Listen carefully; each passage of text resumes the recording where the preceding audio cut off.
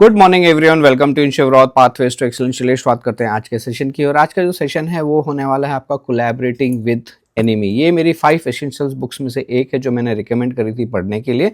अगर आपने पढ़ ली होगी तो आपको पता चल गया होगा इसकी क्या इंपॉर्टेंस है। बट कॉर्पोरेट वर्ल्ड में आज की डेट में इसकी इंपॉर्टेंस है और इसमें सबसे ज़्यादा इंपॉर्टेंस है कोलैबोरेशन की। बिकॉज टुडे एनी ऑर्गेनाइजेशन अगर आप देखते हो तो वो कहीं ना कहीं जूझ रही है कोलैबोरेशन होने के लिए। और टीम्स जो हैं आपस में क्या बोलते हैं उसको, एक दूसरे का सुन नहीं रहे हैं, समझ नहीं रहे, और अल्टीमेटली ऑर्गेनाइजेशन का जो है वो नुकसान हो जाता है। और यहाँ पे एनिमी का मतलब ये नहीं कि हम कोई दुश्मन की बात करें। एनिमी हम बात करें जो आपके को वर्कर हो गए, आपके जो साथ में अपोजिट टीम बैठती है, अपोजिट फंक्शन बैठता है, उसकी हम बात कर रहे हैं।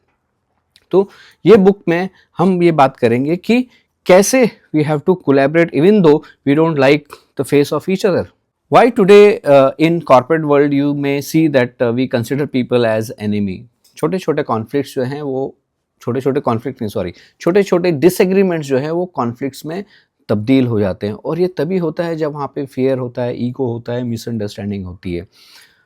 दूसरी चीज़, हम अस और देम का एक बना लेते हैं कि वो और हम काइंड ऑफ सिनेरियो हो जाता है।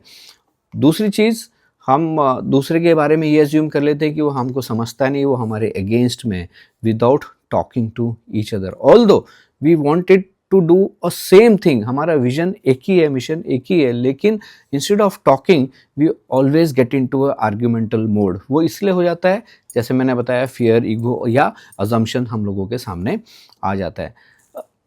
लर्निंग, अगर मैं यहाँ पे एक चीज़ बताऊँ कि दोनों पक्ष जो होते हैं कहीं ना कहीं दोनों का अलग अलग एक्सपीरियंस होता है, लेकिन वो अलग अलग एक्सपीरियंस जब एक दूसरे के साथ शेयर नहीं करेंगे, बात नहीं करेंगे, तो कोलैबोरेशन नहीं होगा। लेकिन जब ये करना शुरू करते हैं तो कोलैबोरेशन जो है बढ़ जाता है। लेकिन अगर अस और दैम के बीच में हम लगे रहें तो हम ट्रस्ट लूज कर जाते हैं, एनर्जी लूज कर जाते हैं और हमारा टाइम खराब हो जाता है। इससे अल्टीमेटली इंडिविजुअल को तो जो नुकसान होता है वो हो ही जाता है, लेकिन ऑर्गेनाइजेशन को बहुत बड़ा नुकसान होता है। तो what are the key principle from this book? And if some situations ऐसी सिचुएशन आती है जहाँ पे हमारा एग्रीमेंट नहीं होता है तो कैसे उसको एग्रीमेंट में लेके आया जाए और या कोलैबोरेटिव अप्रोच को लेके आया जाए। तो पहला प्रिंसिपल है कि लिसन, सुनना ज़रूरी है। हम पहले से विन करने के लिए ना बैठ जाएं, पहले सुनिए।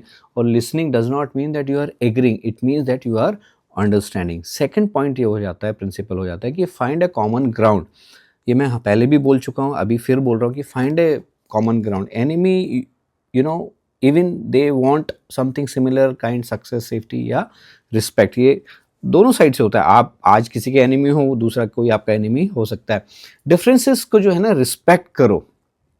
आपको अपने बिलीफ चेंज करने की जरूरत नहीं, बट एटलीस्ट जो डिफरेंसेस हैं उनको रिस्पेक्टफुली समझो, राइट? उसकी बेइज्जती मत करो।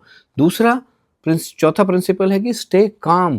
स्ट्रॉन्ग इमोशंस जो है ना वो गुड डिसीजन को ब्लॉक कर देते हैं और काम कन्वर्जेशन जो होती हैं वो बिल्ड करती हैं सॉल्यूशंस को। So if you follow this principle, I am sure कहीं ना कहीं तो कोलैबोरेशन बनेगा।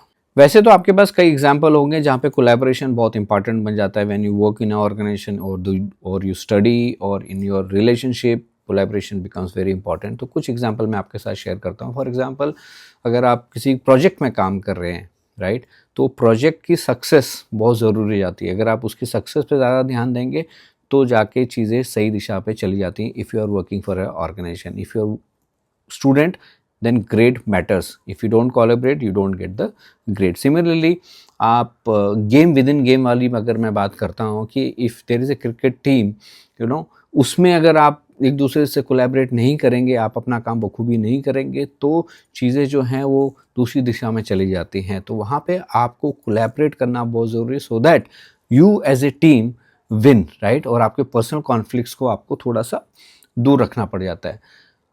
तीसरी बात अगर हम बात करें कि लीडर्स जो है ना, जो who listen to opposing view, they always make the better decision. तो दूसरे का सुनना भी ज़रूरी है। अगर आप दूसरे का सुनेंगे नहीं तो शायद डिसीजन आपके बराबर ना हो।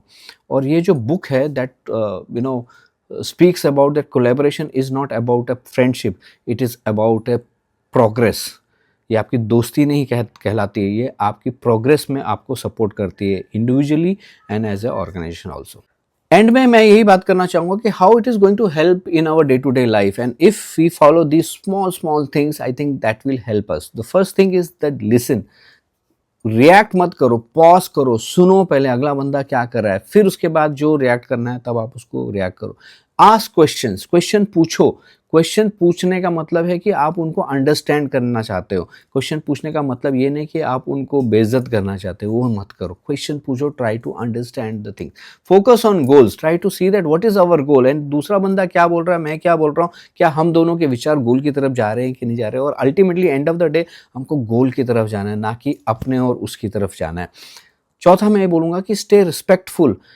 दूसरे को रिस्पेक्ट दीजिए, चाहे आप डिसएग्रीमेंट में क्यों ना हो, but at least you give a respect which will build the trust amongst you.